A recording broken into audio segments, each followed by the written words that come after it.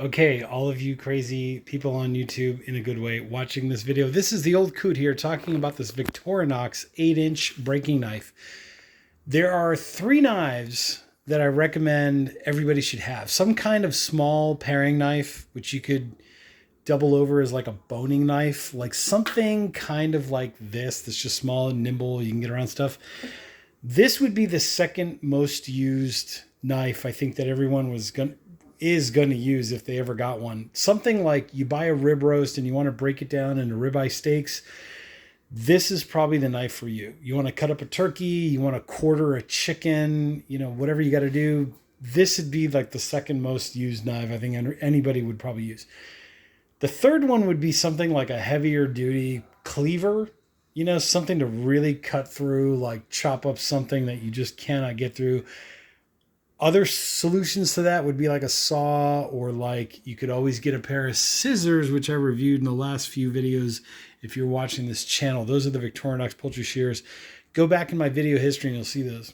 Anyways, let's focus on this breaking knife, 8-inch breaking knife, because you're breaking down larger cuts of meat into smaller cuts of meat. You get the idea. So I'm totally happy with this thing. I would buy like 2 or 3 of them, especially if you're going to process a lot of meat. Let's say you're a beginning butcher out there, or you're trying to get into the smoking arena, like smoked meats. You're trying to win some competitions. You're going to enter cooking contests where you're really going to be processing a lot of meat, right? Chicken, fish, whatever. I would get like 3 or 4 of these. It's not uncommon for professional butchers to get like 3 or 4 of these, and they sharpen them all at the beginning of the day, and they just keep using them until one of them starts to drag a little bit, or maybe it's not performing like they want to.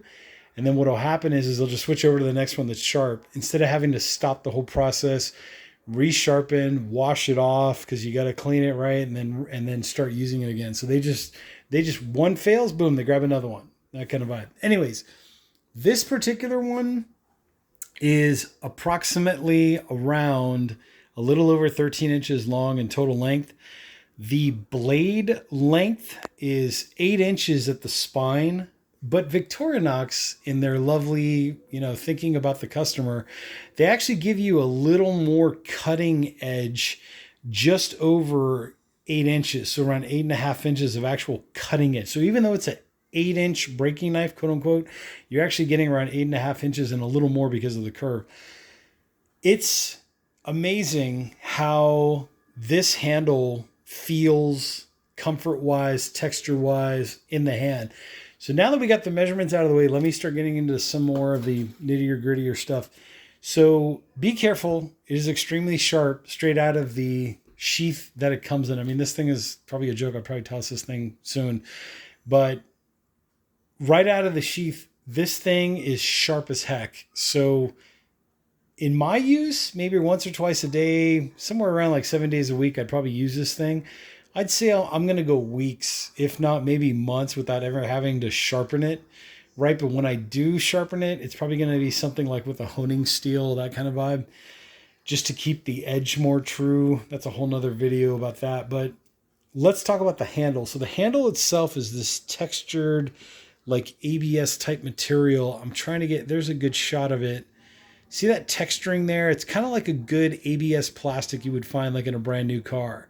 So it's got some like micro dimples and valleys and ridges and things that give it a nice solid grip in the hand. So as you're slicing and dicing your meat or whatever, it's going to feel like it's not going to slip out. It's going to feel like it's going to stay in your hands, give you the confidence to go ahead and cut through maybe some larger cuts of meat and that kind of vibe. You get the idea. On the edge, or on the side of the blade here, in terms of labeling and all that, you got Victorinox, you got your seal there, you got your Victorinox Swiss made, then you've got some numbers. I'm not quite sure if those are serial numbers or if that's like the date of manufacturer, because this is 2023. Maybe it's the model number. I don't know. And then NSF, I think, is National Safety Foundation. Is that what that stands for? Anyways, you get the idea. Let's weigh it, because I'm sure people are going to ask. It's somewhere around 1/4 pound, but just to show you all on camera what this weighs. So there's your grams, right? Blade goes on. You're looking at 118 grams. Then if I go to units, you're looking at 0.26 pounds. So just barely over a quarter of a pound, which is 4.2 ounces, right? There's your 4.16 ounces. So you get the idea. That's basically what the weight is. Always grab it by the handle when you're handling it, pun intended. Anyways, this thing feels and moves like if I was going to cut through some rib roast, right, to make ribeye steaks, this feels like it's going to do its job. It feels solid. In terms of the material of the steel itself, it does look, feel, and perform like stainless steel. There's me. Hello. Anyways, it does look, feel, and perform like it's stainless steel. I don't see any rust issues with this. I think if anybody complains that they ever got rust on this, you know, are you using it on a ocean vessel or some kind of sailing boat or something out in the ocean?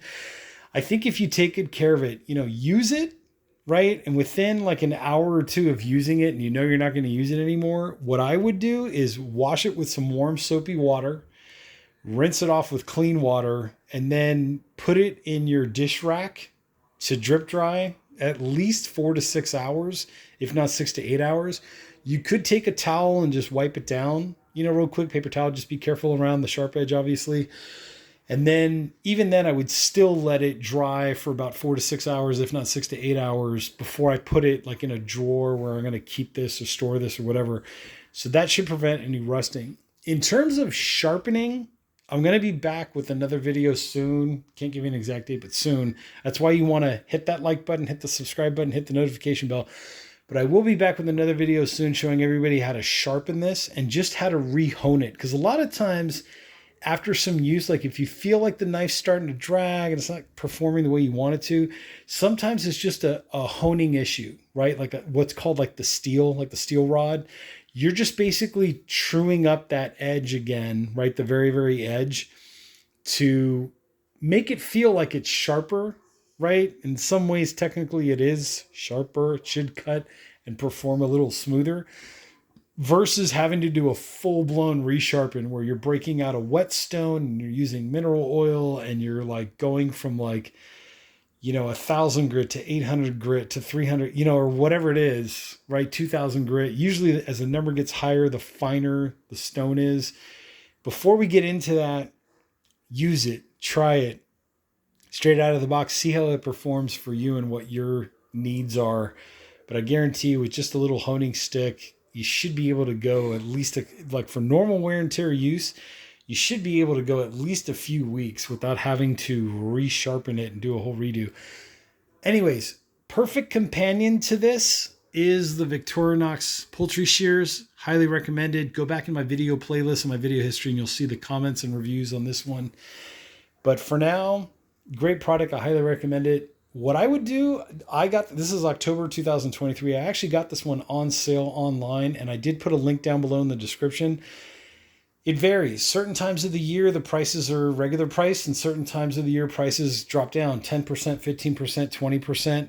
So what I would do, just a tip, is if you're on Amazon, let's say, put it in your cart and then click that box that says save for later.